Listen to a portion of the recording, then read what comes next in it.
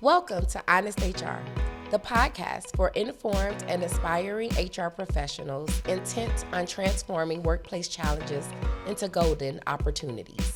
Every week, we chat with industry experts to bring you insights, trends, and actionable advice through relatable stories from the real world of HR.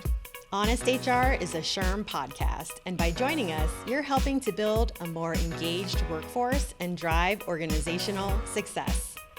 I'm Wendy Fong. I'm Amber Clayton. And I'm Monique Akanbi. Now, let's get honest. Welcome to Honest HR. I'm Monique Akanbi, Membership Initiatives Director with SHRM. And our guest is Deidre Gestrin. Welcome to Honest HR, Deidre. Thanks for having me, Monique. It's good to be here. Just before we even get started, I'm really excited to learn about burnout, only because, especially over the last couple of years, a lot of my friends and colleagues, we've had this discussion around burnout, and we see it come up everywhere. But before we talk about that topic, I really want our audience to know who Deidre is, and also if you can share more about the Abundant Wellness Essentials.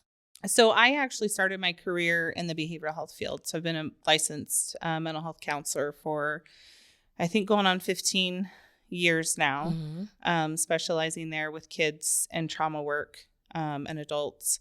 And just kind of through my experience, that's kind of where I moved into starting my business, Abundant Wellness Essentials, where my focus is really on helping organizations and professionals transform burnout. We have so many people getting burnt out and changing careers in the healthcare field. They just leave, do something completely different. And I have a real strong desire to see people who are in, especially the healthcare field, but I think any field, stay in the career that they chose, not leave because of burnout or broken systems. So that's kind of where my journey with that started, my own experience, and then just what I was seeing as a mental health professional. It makes me think about when I practiced HR, and then we were in the thick of the pandemic during COVID-19. And you talk about healthcare professionals, but I know for many of my friends who are in HR, many of them were even questioning, do I still want to be in human resources? Yeah. Because a lot of them were experiencing burnout as well. So I think in all industries, in all fields, some of us experience burnout in one way or another. So in your opinion, how would you define burnout, and how does that differ from just regular work stress? Well, I define burnout as kind of the next step after stress. So the way I conceptualize it is we've got this stress burnout cycle, and it's kind of this ladder that we climb. And we start with where we're at homeostasis, right? So things are fine, love and life, handling whatever's going on at work or home. And then something in life causes some stress, right? But as we climb up, when we talk about workplace stress, that can fall in stress or chronic stress. So chronic stress is like one thing after another, and it doesn't stop, right? And I think of it as a rubber band. We can stretch a rubber band and it goes back to original shape. And that's how we're really designed with our stress response, is to stretch and handle situations and then come back to homeostasis. However, workplace stress, and it's not just workplace stress, right, that actually causes burnout. It is the most common and the most widely talked about. But the longer we stretch and stay in chronic stress, we actually will move up into burnout, where we might start to not come back, right? We stretch to where we can break a rubber band. Well, when we're starting to move into burnout, we're at that point, because it'll start to affect our health and other areas. And then we can actually go beyond that and start having trauma symptoms. And so that's kind of how I view it, is it's like this ladder and we just keep climbing. So if we're at a space of burnout, it's a long process to recover. Got it. So then stress, kind of the difference is kind of stress is that precursor to burnout. And if unaddressed, it leads to burnout. And using that analogy of a rubber band stretching, would that be adequate? Yeah, absolutely. You got that. And one thing I would add to that is when we talk about stress, right, there's a lot of conversations around eustress and de-stress. So eustress is good. Like, think about what motivates you to get tasks done at work or get those bills paid, right? There's a little bit of stress. So we need it a little bit to keep moving forward, but it becomes de-stress when it's chronic and has that negative impact on us. So there is such thing as good stress then, right? There is, just a little bit. I don't lean into that side a whole lot. Right. What are some signs of burnout that people may not notice in themselves and then also in their colleagues or others? Oh, I love that question. So I would say that, if we try to categorize them, like, what do you notice? What do you not, right? Mm-hmm. Some of the common ones people talk about is not sleeping, irritable. They feel like they're just kind of nonstop. But the ones that we don't notice, and I think we can contribute to other things, and that's where it's challenging, are things such as they're not focused, right? Sitting in a meeting, where's your focus? Are you listening? Or are you off somewhere else in your mind? Because there's just so much going on, right? Sometimes we have these things kind of rolling in the back of our mind so we don't forget them. But how much is that impacting the work we're doing? So we won't be focused. I know in the mental health field, sometimes it's, I don't want people to show up today. And it's not that I don't want to help clients. It's that, am I in a space to truly be present and help them? So if we're not present, I've seen colleagues who get really cynical and negative, or they're calling out from work all the time because all of a sudden they're sick, right? You see people who weren't ever sick, and then all of a sudden, why are they calling out so much? Well, those are all signs that they're probably burnt out, and we're not recognizing it for what it is. Awesome. Well, thank you for sharing that. And then what you shared kind of the main causes of burnout, where it could be either life circumstances or work circumstances or a combination of the two. But you talked about good stress, right? So you stress and de-stress as well. How do you balance all of that so that way you don't get to the point of burnout? So you start seeing or feeling the stress or experiencing the stress. How does someone recognize I am having stress that may not be good for me? It's not that good stress. It's becoming chronic, and I don't want to get to the place of being burnt out. Right. And we really have to have that internal awareness. I think that's what we miss a lot. We get so focused on what's going on out here, right? What do I have to do out here? What do I have to do for the kids or for my boss or for my friends or my family? So we're all like so externally focused that people lose sight of what changes in their physical body or in their mind to tell them that maybe they're starting to shift from stress to burnout.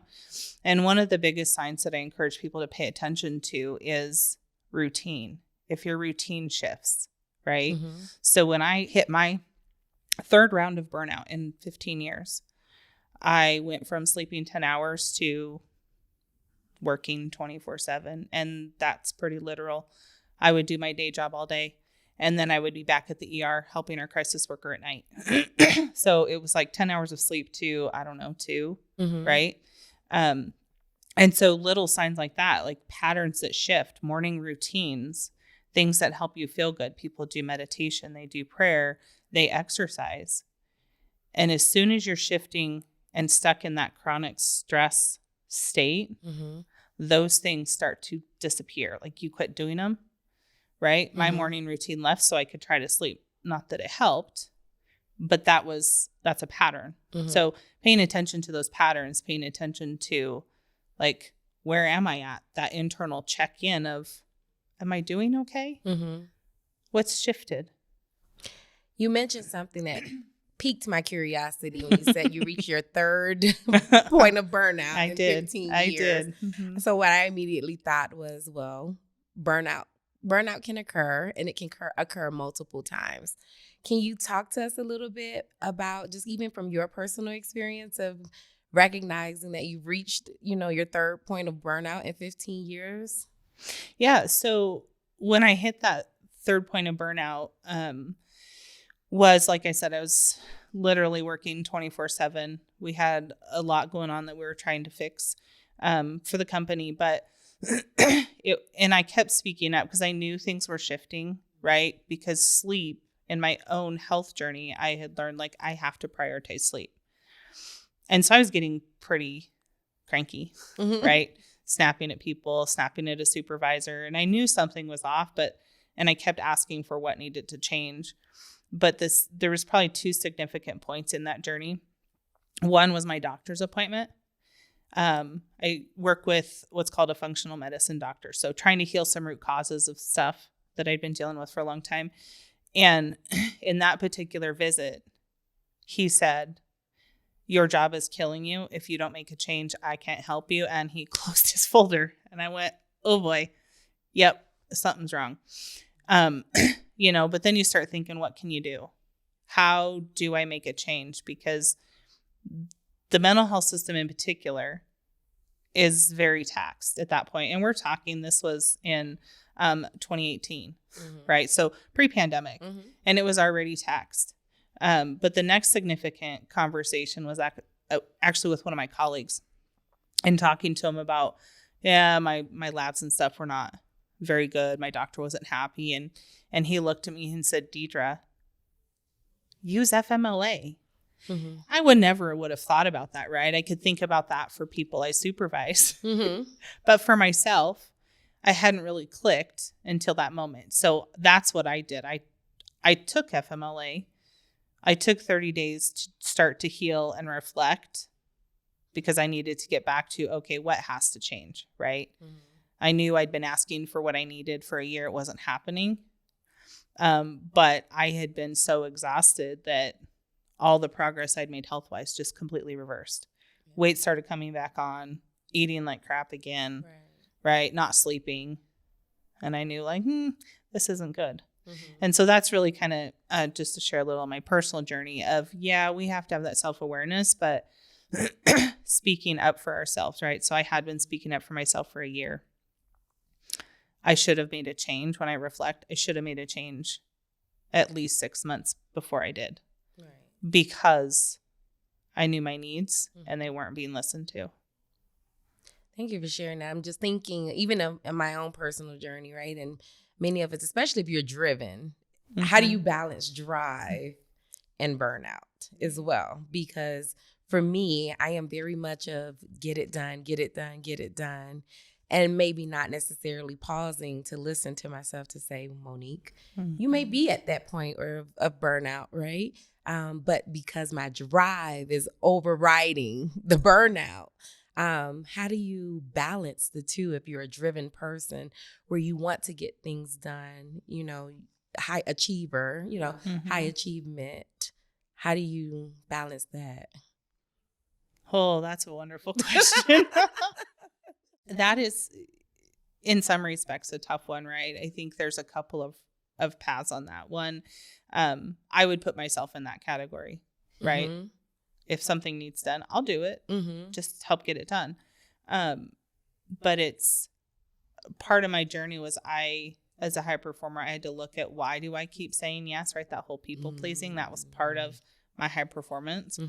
And so looking at that kind of root cause, and I really explored with the Enneagram. I kind of pulled that into that whole process, and I was like, oh, okay, that's why. Or looking at attachment styles, that makes sense. So healing those kind of underlying drivers of why do we strive so much? But then there is that other part where we have to look at, what is the balance we want in life? And are we keeping that a priority, right? And we can have friends and family who say, something's wrong. What are you doing? But what do we do as high performers? I'm fine. Yeah. Right? Yes. But it really is, it has to be a conscious choice of, okay, I want balance, right? And that's a lot of conversations I've had lately is, how do I get that balance? What is balance? Well, it is an ongoing assessment, right? Because my balance today will not be my balance in a year. And it wasn't 6 months ago. Right. So we have to make this conscious choice to constantly assess, be aware, and make choices around our priorities, because that's how we're going to keep ourselves in check. But also look at why do you push to drive so hard, right? And I do think part of that comes from society too. You pushed a button in me, but I'm going to go on, right? Because now I'm thinking like, oh, Monique, like, what is driving your drive, right? Right. Do you think remote work has influenced burnout? And if so, how? Absolutely. I actually saw within my mental health practice more people specifically for burnout. And that's the words they would use when they showed up because of remote work. Mm-hmm. And I think factors that play into that is there's this perception that, well, I don't have a commute, so now I'm expected to work longer hours. Or because you're remote, expectation is you have messaging apps and email on your phone. So now people get super anxious and check their messages and their email 24/7. Right? They check it when they first wake up. They check it before they go to bed. So then the only thing they're thinking about is work. Right? Mm-hmm. And then, so you've got that going on. And then you've got, depending on how your house is set up, are you working in the same space you eat or your living room? So you see your work computer or workstation 24/7, right? So if you're seeing it all the time, how are you supposed to mentally turn off from work and stop working? It's calling me. Right. It is. It's always calling. Yeah. And so I've seen a lot of burnout increase because of remote work, because people all of a sudden they're like, I don't know how to separate this. Right. Or I miss my transition time, because you drive to work, you can mentally get ready for the day and come home. You can mentally make that shift with whatever that looks like. And that was gone. And that is gone for anybody who works remote. Yeah. Thank you for sharing that. Yeah. If left undressed, what long-term toll can burnout have, not just on employees, but the entire organization? In my experience and all the research I've been doing, long-term effects of burnout really come back to health issues, right? So because the more we live in that state of stress, our physical body does not function the way it was designed, right?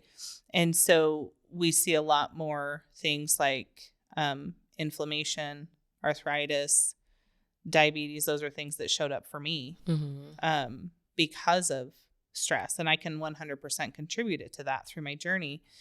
I truly think that we have, other diseases that show up there, right? That are all inflammation based. And it's because when we're stressed, our bodies shift where that energy and that blood flow goes so that we can get through whatever's going on in that stressful situation.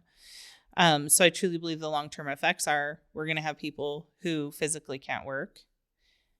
I mean, if I hadn't have ended up with unemployment through my shifts around, right? I don't know where I would be today, because I physically could not walk 100 feet. Wow. I physically could not stand for 5 minutes when I hit the worst episode of burnout in 2018. And that journey really took me into 2019 when I got to have that time.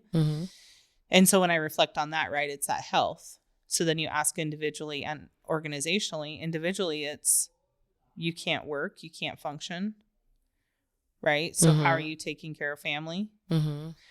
As an organization, you don't have enough people at work, right? Because people are calling out all the time, or they end up on disability because they physically can't do it anymore. Like, that's my biggest concern with burnout, that's where it's going to take us. So I hear it can impact the organization from a productivity standpoint, absenteeism, even engagement, right? Employee engagement. I know a lot of organizations focus on employee engagement. And if I think about even the moments where I hit burnout, right?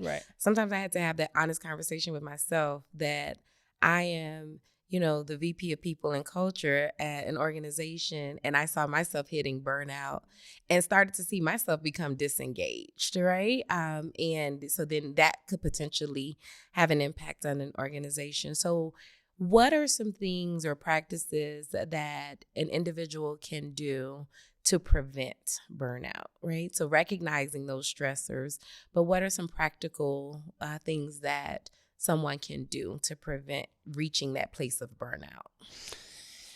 I would say that I have probably two of my top favorite this is where I start with anybody I talk to, right, who's struggling with burnout is one, how you're able to manage stress in the moment, right? So another analogy I use is we live in a society that's very fast-paced, right? And we feel like we're not contributing to society or doing enough if we're not go, right? Or doing, let's say, 5 things at once. Yep. But what I've found is that when we do that, our breathing matches that pace, which means we breathe shallow from our lungs. And if you think about or been around anybody who has extreme anxiety or panic attacks, what happens? They hold their breath. Well, the more we breathe shallow and hold our breath, the quicker our stress response activates. So then we stay in that heightened stress state. And so one of my favorite, I'd say, techniques I work with people on is we have to get back to that deep diaphragmatic breathing, because what that does is in moments of stress, I'm going to take a deep breath, which means I'm going to pause and I'm going to think a little bit clearer how to get through the situation, right? So on one hand, that keeps the stress level lower where we want it. And I found that as I teach this to people, I do it all the time, right? And then when we make that a practice, and I have a lot of people that go, "Teacher, are you serious?" Because it seems so basic. Right. But I think when we talk about trying to overcome burnout, that's truly, we have to get back to some basics, right? We have some fundamental ways that we function that we've missed because of this fast-paced life we think we have to live. And so that's one of my favorites is let's get back to deep breathing. And then I go, what's your bedtime routine look like? Right? Because when we sleep, we all know our physical bodies recover during sleep, but our mental and emotional parts of our brain also recover, meaning we can process everything that happened from the day and kind of wake up in the morning with a clean slate. So we don't necessarily wake up at the same stress level if we got good sleep. And so those two things, along with what's important to you, right? So for me, if it's exercise on my morning devotional time, then I better make sure those are in my routine and they stay there, because those are the things that are going to help me get through stress, right? A lot of people like to start the day with gratitude. That's another great thing because it shifts your brain out of the negative space back into the positive. And so it really is like, just come back to the basics, come back to what seems simple, because that's what works. Yeah. Well, I'm glad you didn't say running, because I'll stay in a state of burnout for the rest of my life. Sorry, I'm just kidding. But a lot of what you share resonated with me, right? Just deep breathing and gratitude, and just find sleep as well, right? I'm bad at that. I'm guilty. I don't have a bedtime. It's just whenever my eyes close, right? Which creates a sporadic sleep pattern, right? Right. Yeah. Right. So, okay. I hear you. Yeah. I hear you. Well, it's the first thing to go because we try and find more hours in the day. We can't find more hours in the day, right? Let's be honest with that. We just can't. We try by ditching sleep, and then we have other effects. That's true. You mentioned FMLA for yourself, and where you never thought of it for yourself, but for maybe those that you supervised. So how can managers or leaders recognize and respond to burnout within their teams? Well, I honestly think the first step is leaders need to support the use of PTO.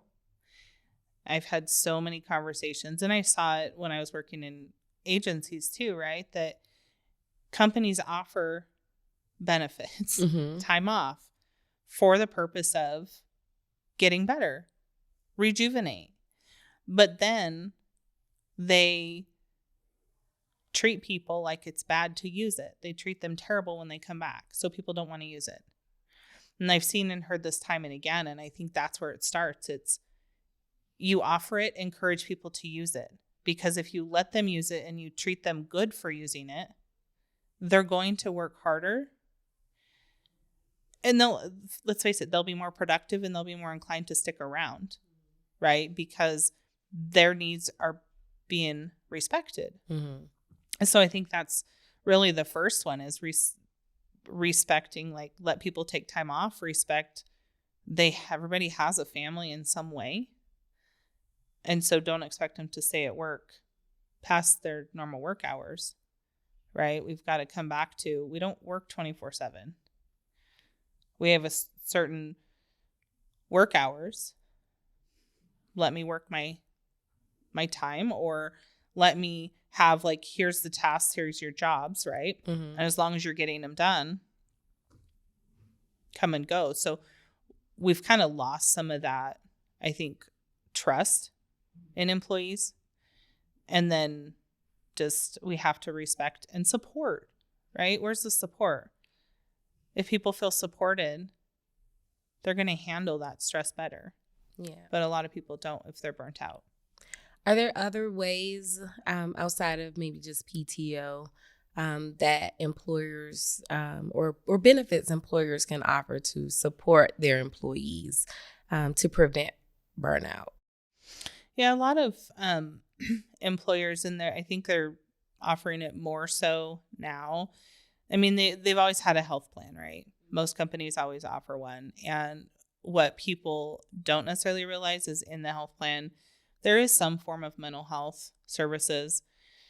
But I've seen over the last 5 years that companies are really promoting mental health services more, signing up, right, for employee assistance programs, pushing and encouraging people to use that. And I think those are all great resources, right? I've worked for companies who offer a gym membership as a way to, hey, go take care of yourself. And so I think it's just getting creative and figuring out what your particular team is looking for, mm-hmm. right? Some people really thrive in environments where they feel like they're part of a team or it's more of a family. So you get together, right? Mm-hmm. Go have dinner or whatever. So it's just kind of getting creative, think outside the box of what helps people feel that support, feel like they're wanted and their opinions matter. People give up when they don't feel like they have an opinion if they're not allowed to at work because it just gets dismissed. Yeah. I'm curious of your perspective on leaders role modeling,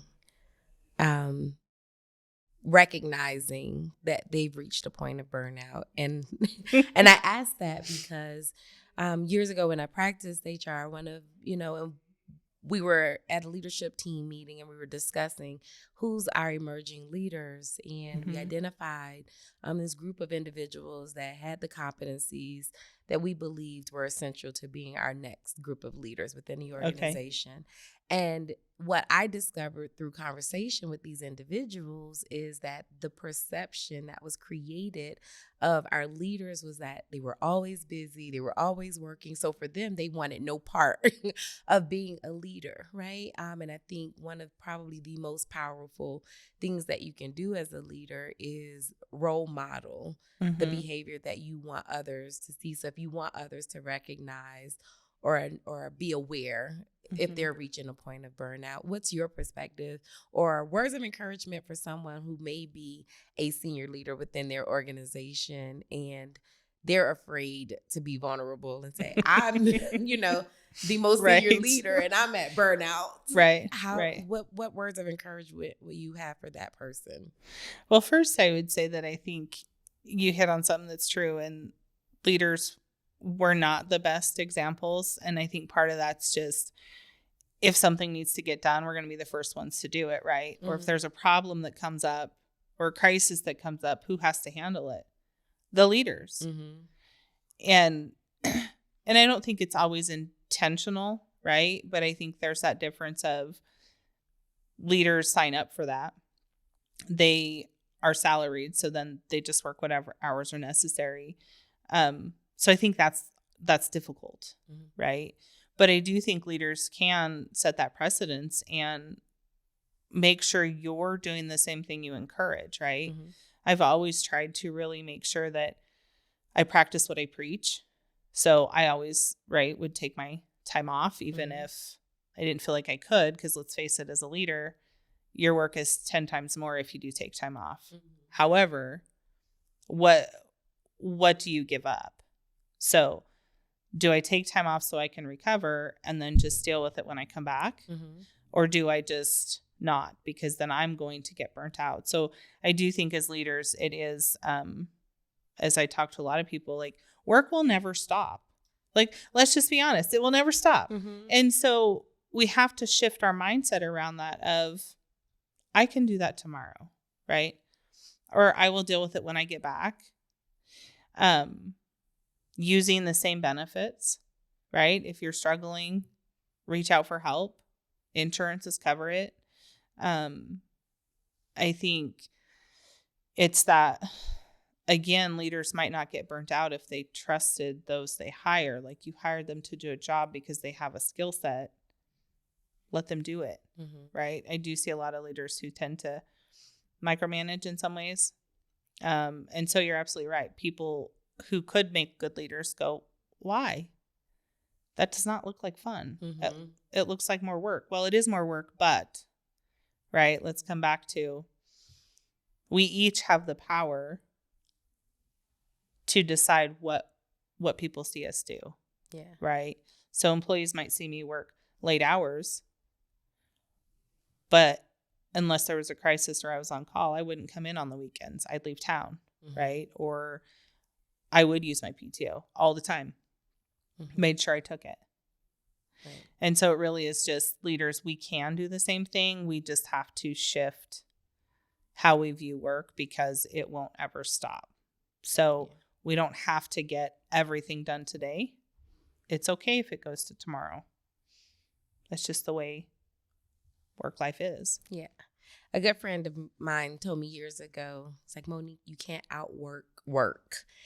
And I keep that in the back of my mind because of that. So last question for you. Thank you. I don't know if our audience can probably see the invisible slaps that you've been giving me our entire conversation, but they were much needed.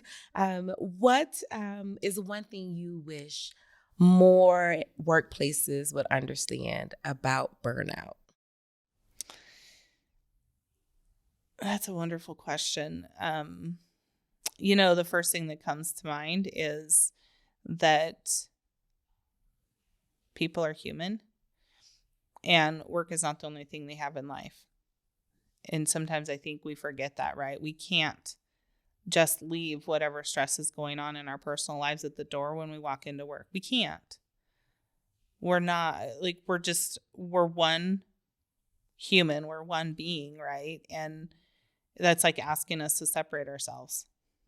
And so I think that's something for organizations and leaders to just be aware of, is if somebody's stressed, right? Could it be work? Absolutely. But could it be something else? And we need to have some grace with that. Yes. Right. And so that's kind of, I think one of the things I would say as far as burnout is recognize it can come from other areas in life, not just work.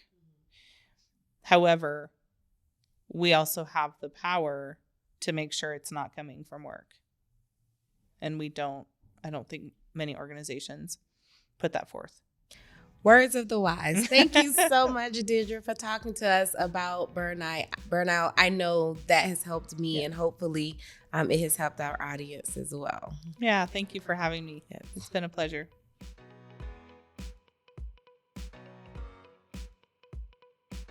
This podcast is approved to provide 0.5 professional development credits, or PDCs, towards SHRM-CP and SHRM-SCP recertification.